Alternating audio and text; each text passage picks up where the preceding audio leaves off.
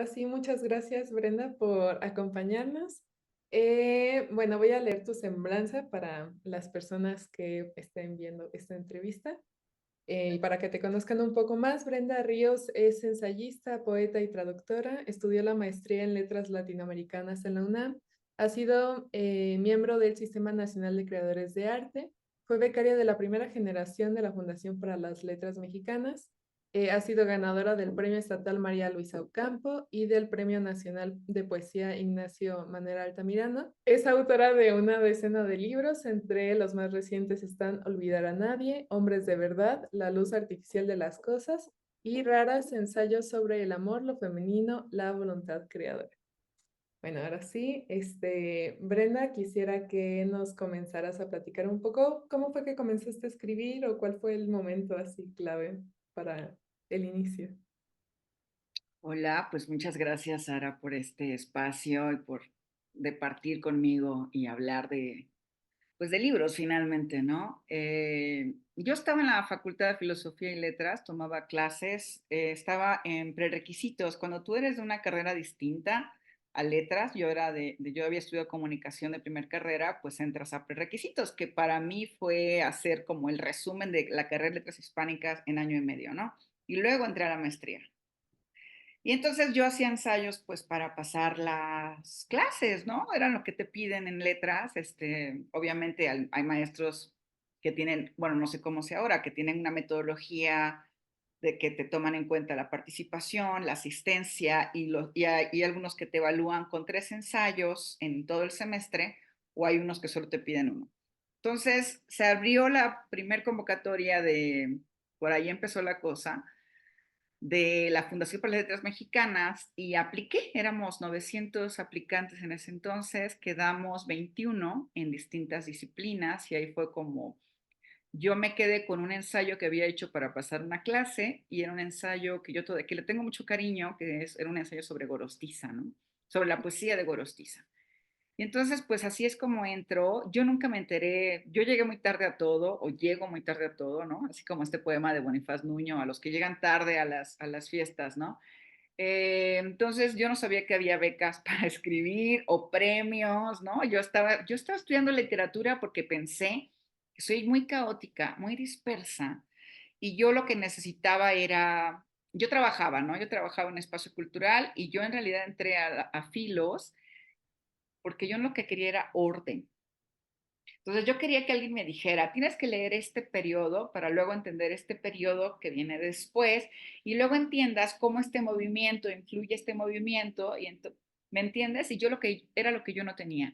Y eso aprendí en la facultad. Para mí la facultad me dio orden, me dio este protocolo, me dio una metodología, me enseñó a leer de otra manera, de una manera más estructurada. Y por fortuna no caí en el riesgo que decía mi maestro Roberto Batis, ¿no? Que él decía que llegaban los alumnos de primer semestre y que todos eran muy entusiastas porque querían ser poetas y novelistas, y se los topaba en quinto semestre de la carrera, en cuarto semestre, y todo el mundo había dejado de escribir. Y todo el mundo desistía de la escritura y se quedaba en la parte de crítica literaria, ¿no? Entonces él decía que hay algo pasaba en la carrera que era como esto. A mí me pasó al contrario, como yo nunca tuve ínfulas de ser escritor, pues ser escritora, pues a mí me pasó al revés, gano la beca de la fundación y luego descubrí, ay, puedo hacer esto, ¿me entiendes? No sabía que se podía escribir así y que además te van a dar una beca para hacerlo. Todavía no me la creí, fui uno de los primeros encuentros que organizó Tierra Adentro, que era en La Paz, Baja California, en el 2004. O sea, yo tuve la beca en el 2003, ¿no? Y, y decía en el hotel, ¿no? En un hotel de La Paz, Baja California, que decía, bienvenidos ensayistas. Yo me sentía como si yo estuviera en un encuentro de dentistas, congreso de dermatólogos, ¿no? Bienvenidos ensayistas.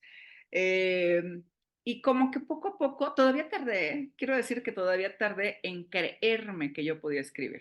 Me llevó varios años. Publico el primer libro, que era mi tesis de maestría, sobre Clarice Lispector en el 2000. El libro yo me gradué en el 2003 de la UNAM. En el 2000 entró a la fundación, en el 2005 publicó mi primer libro, que es la tesis convertida en ensayo, ¿no? Que decía mi maestra cuando logro publicarlo, que el libro salió en tierra adentro, que era como el camino natural, ¿no? De las cosas. Y mi maestra, que fue mi tutora de tesis, Valquiria Bey, me decía, ay, Brenda, me trataba de usted, ¿no? ¿Cómo le agradezco que haya...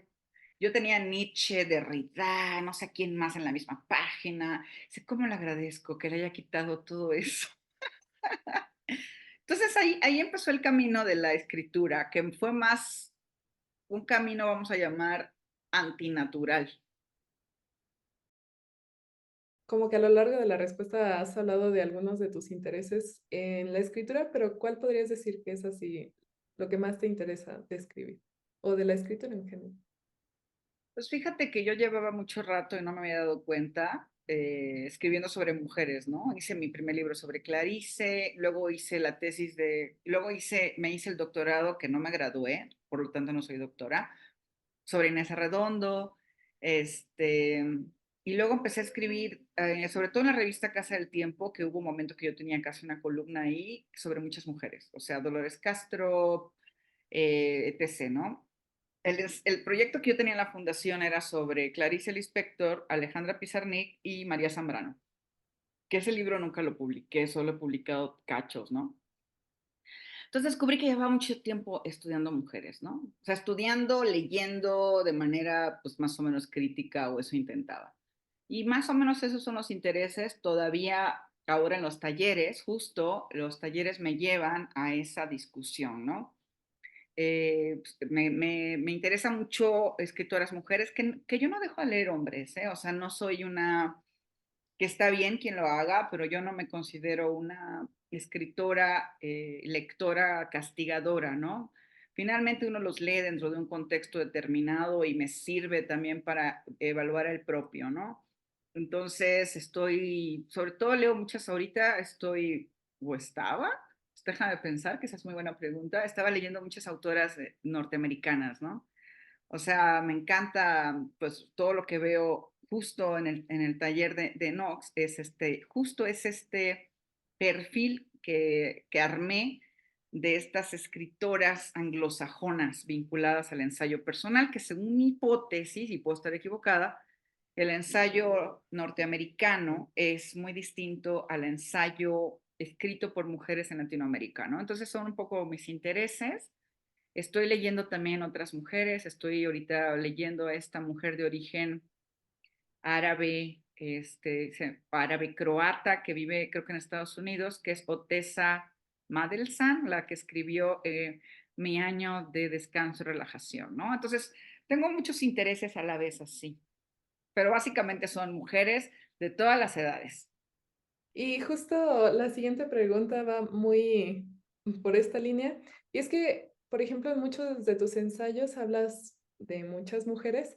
Por ejemplo, en el libro de Rara siento que hay mujeres tanto de la cultura más popular como de escritoras más de nicho, por así decirlo. ¿Cuál fue como el común denominador? Bueno, ese libro fue difícil porque yo tenía pensado hacer mi propia versión de raros, como los raros, ¿no? Como de Rubén Darío, que le hace, Rubén Darío hizo su panteón de hombres importantes, ¿no? Pero todos estaban muertos. Entonces yo dije, yo quiero mi panteón, pero no quiero que sean muertas, solo muertas, ¿no? Yo quiero mi panteón personal. ¿Y por qué no cambias la palabra panteón por algo más cercano a ti, como tu buró? Por ejemplo, quería ser mi buró de noche. ¿A quién tienes tú al lado en la cama, no? En el buró, quiero decir. Que también ¿no? Y yo pensaba justo en eso, ¿no? Por ejemplo, hay gente muy cercana a mí en ese libro que son dos amigas, ¿no? Entonces yo dije, yo les quiero hacer justicia a mis amigas, a ellas dos en particular, porque son dos autoras que si yo no escribo sobre ellas, nadie va a escribir sobre ellas. Y no porque no sean buenas, sino porque hay que entender el medio literario que forma parte de un sistema que premia ciertos espacios mucho más visibles que otros, ¿no? O sea, así te lo pongo para no decir es malo, es horrible, no sé qué, la circunstancia mediática del mundo literario. Entonces, una de ellas es Sionara Sousa, que es era una escritora de Curitiba, que es una muy amiga mía y que falleció. Falleció hace 4 o 5 años, y yo quise incluirla en el libro, ¿no? Quise hablar porque quise hablar sobre ella. Y la otra es mi amiga Verónica Bujero, que es una dramaturga, ¿no? Entonces piensa que si los poetas en México son muy poco visibles, los dramaturgos no existen, ¿no? Entonces yo dije, no, yo quiero hablar sobre Verónica Bujero. Y entonces eso es un poco, digamos que llevé agua a mi molino, y luego también tengo desconocidas jóvenes. Por ejemplo, yo en ese momento yo no conocía a Shelha López, que es la más joven del libro, que yo solo había leído un libro de ella que se llama Crónica, Crónica del Fin del Mundo o algo así. Su libro me llegó por alguna razón.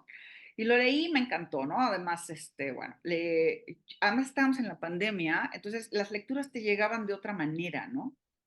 Este, Luego está, déjame pensar, Fátima Vélez, que un conocido mío, yo la había leído por ahí y me encantó, y luego un conocido que fue a Bogotá le deposité, me trajo, le dije, tráeme todos los libros de Fátima Vélez.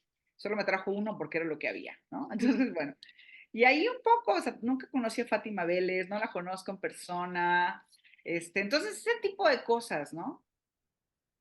¿Pudiste ver en ellas como alguna experiencia que fuera en común? O sea, de todas ellas, a pesar del... Fíjate, yo al final decidí esto. Teníamos, en efecto, si tú haces una antología o una compilación de lo que sea, así sea de sillas o de mesas o de vasos, pues tiene que tener algo en común, ¿no? O sea, no puedes poner de chile mole de manteca, ¿no? Bueno, esa expresión no me gusta. Entonces yo descubrí que todas estas mujeres, cuando tú las lees, cuando lees cosas de su vida, o aunque no leas cosas de su vida, sí tenían algo en común. Y es que todas, para mí, y puedo estar equivocada, sacrificaron mucho por su trabajo. O sea, es decir, el sacrificio, yo le llamo el sacrificio del amor institucional. El amor institucional para mí son los contratos, ¿no? Es decir, el matrimonio y la maternidad y la familia. Y estas mujeres, pues están educadas, pues pienso en Anne Sexton, ¿no? En la misma Silvia Plath, o sea, de que tenían que casarse, tenían que tener hijos y tenían que tener un señor al lado.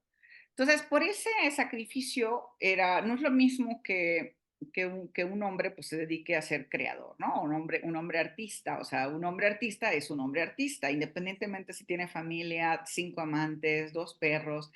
Y las mujeres tienen un peso muchísimo mayor vinculadas a su rol institucional o institucionalizado. O sea, es decir, tú puedes ser creadora mientras haya comida en la casa, mientras la ropa esté limpia. Y aunque tú no seas la que esté limpiando ni la que esté planchando, ¿me entiendes? Eres la que está a cargo.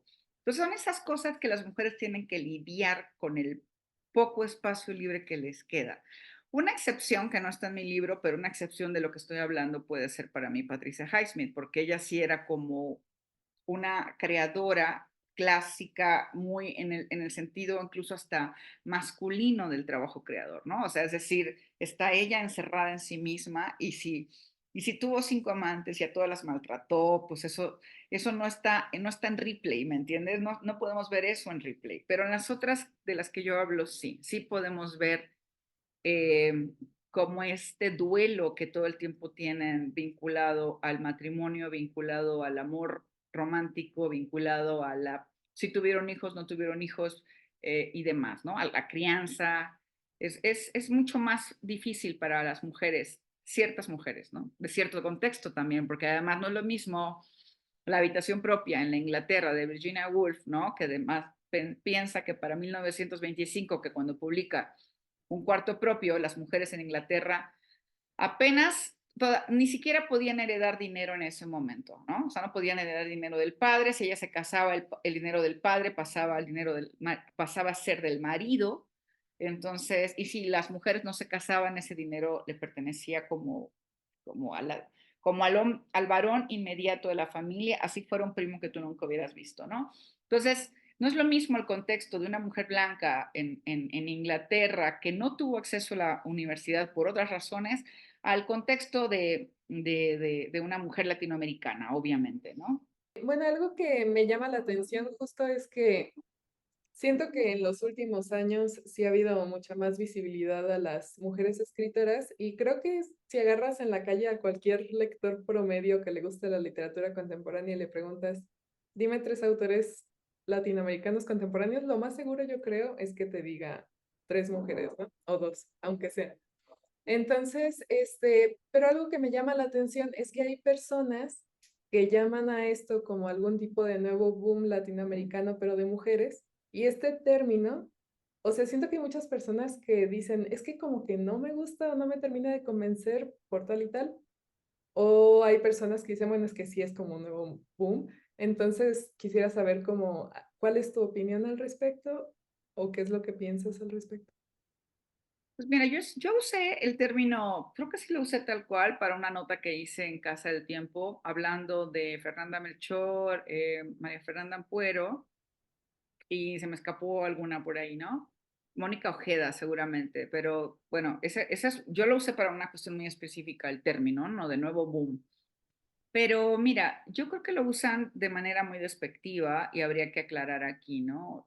Y a mí me han dicho muchas cosas, que básicamente no solo que se publiquen muchos libros de mujeres, sino casi me han dicho, te lo juro que me llama, o sea, yo me quedo así, está de moda ser mujer. Yo dije, "Ay, híjole, señor, ¿no? Está de moda ser mujer, ¿no? Qué padre, ¿no? Qué bueno que elegí a tiempo el modelo. Este, entonces, yo sí creo que para empezar vamos a pensar que sí, vamos a darles la razón. Aún así nos quedan a deber. A nosotras, a los pueblos originarios, a los, ¿me entiendes? A los afrodescendientes, nos quedan a deber porque nos deben muchísimo y esto no es nada. Eso por un lado. Por el otro, yo no sé qué les pueda más. Luego podemos hablar de qué están escribiendo las mujeres, que ese es otro tema. Estamos hablando de que las mujeres están siendo publicadas. Y si estamos hablando de que en las mayorías de las librerías, quiero pensar, del mundo, bueno, excepto en Medio Oriente, ¿no? Haya mujeres siendo puestas para los lectores, pues me parece increíble. Eh, que tengamos acceso a nuevas voces me parece maravilloso.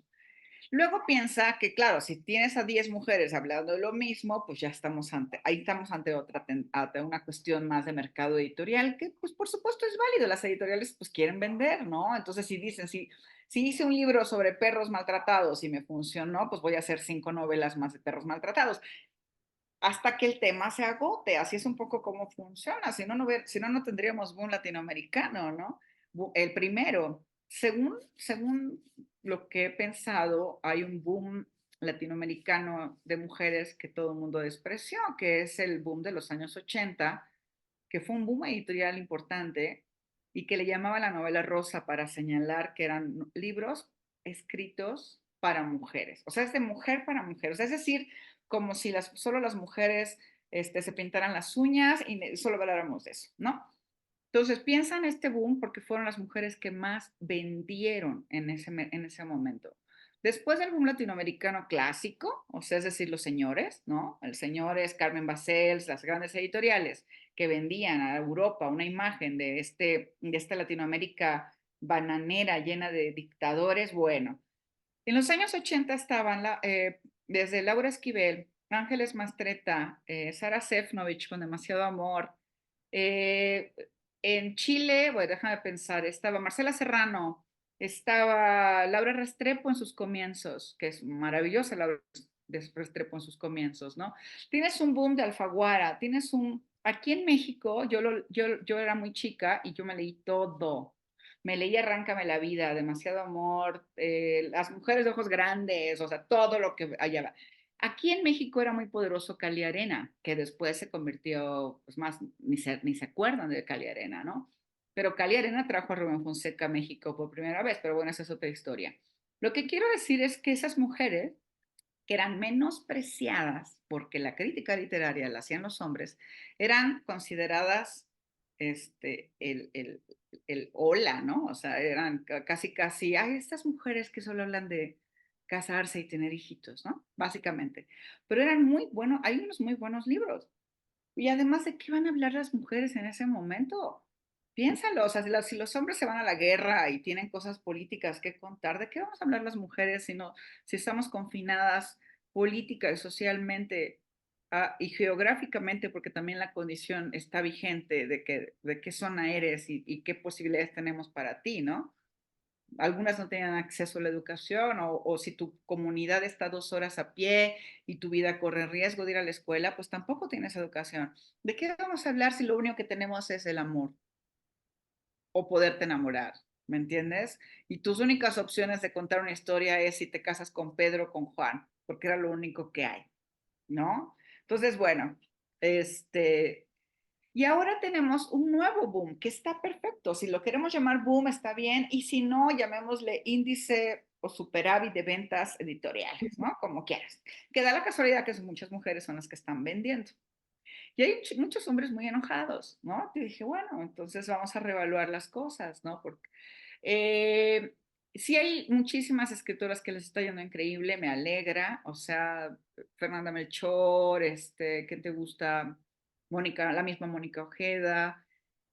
Bueno, Mariana Enríquez es nuestra Stephen King latinoamericana, como no sé dónde lo leí, me encantó. Entonces, ¿de qué están hablando? Por primera vez, ahora, según yo, estamos hablando de cosas que no sean amor institucionalizado. O sea, ya rompimos el cerco temático, ya rompimos esa idea de que solo podemos hablar de cosas domésticas y vamos a hablar de el horror. Mientras estaba el realismo mágico en el boom, ahora podemos hablar del realismo real o el brutalismo latinoamericano, como queramos llamarle, ¿no? O sea, esta idea de la hiperviolencia, los secuestros, y claro, si lo vinculas con cuestiones fantasmales, si lo piensas, Mariana Enríquez, por supuesto que habla de fantasmas y de cosas sobrenaturales, pero también va a hablar de la realidad que es abrumadora, la realidad hiperviolenta que se vive y como tú la vives todo el tiempo, o sea, es decir, en Acapulco el fin de semana pasado hubo 11 asesinados y siguen apareciendo cuerpos destazados en hieleras, ¿no? Entonces, ¿de qué vamos a hablar? Bueno, vamos a sublimar esto, ¿no? Porque también hablar de lo real, real cansa. ¿Cómo conviertes la nota roja en algo literario, ¿no? Pues yo creo que se están tomando muchos retos al mismo tiempo y eso es válido. Ahora habría que ver si esto afecta solo a mí. Yo también me gustaría pensar en géneros, porque creo que esto es mucho más visible en la narrativa que en la poesía, por ejemplo, ¿no? Y en la no ficción, pues tenemos también otro trabajo ahí por analizar. Te voy a hacer como unas preguntas rápidas, ya para finalizar, como de recomendaciones que podrías hacer de libros. Entonces, bueno, la primera es, ¿cuál es el libro que siempre recomiendas? Bueno, el libro que siempre recomiendo no está escrito por una mujer, lamento decirlo. Lo escribió Jules Michelet, que es este escritor francés del siglo XVIII, y el libro se llama El mar. Jules Michelet hace una combinación que soy fan de esa combinación de crónica, diario, ensayo. Y es un libro muy relajado, ya no tengo nada que demostrarle a nadie, muy juguetón, y entonces para mí es un libro perfecto. Muy bien. Ahora para ti, tres autores indispensables. 3 autores indispensables en general.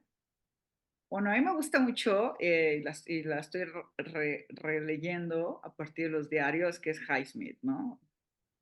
Highsmith, Clarice Lispector, y me falta una, deja de pensar. A mí me gusta mucho Anne Sexton. Soy muy cercana a la poesía norteamericana y a la poesía argentina. También me gusta mucho Olga Orozco, pero bueno, esa es otra historia. Entonces, sí, yo creo que ellas. Y Highsmith, porque es muy mala persona. Yo creo que hay que aprender de las malas personas. Ahora el libro con el que comenzaste a leer. Ese libro a ver, yo leía mucho prestado de chica, pero a mí me gustó mucho El Corsario Negro, que es se me fue el nombre, Salgari, ¿no? Ese es Salgari. O sea, tener un pirata que es súper aventurero. Y fíjate que compré una edición que debe andar por ahí.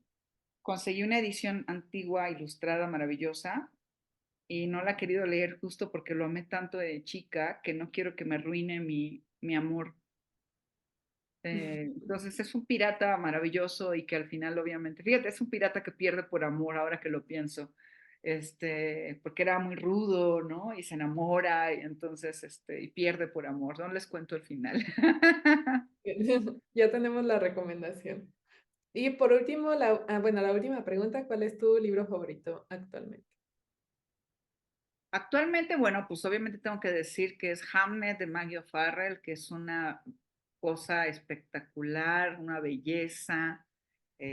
Hubo un momento en que se pone, bueno, eso es ¿cómo se llama?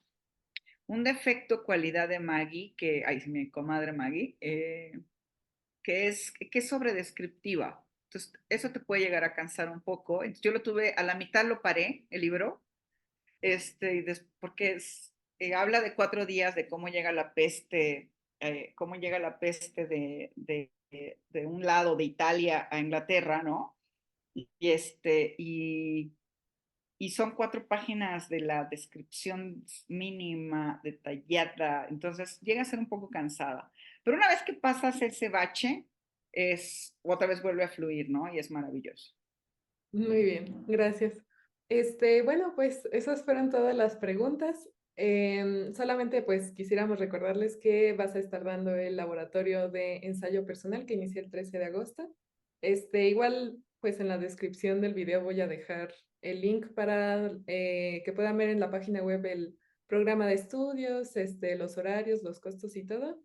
Y bueno, pues muchas gracias, Brenda, por A ti, acompañarnos. Sara, solo una nota al pie. Mira, yo tengo un programa dentro del curso de Knox, pero yo a veces cambio un par de lecturas, ¿no? Para no ver lo mismo. Sobre todo si hay alguien que regrese, pues no tener las mismas lecturas. O sea, es como nuestro plan base, ¿no? Va, muy bien. Bueno, pues muchas gracias, Brenda. A ti, nos vemos prontito.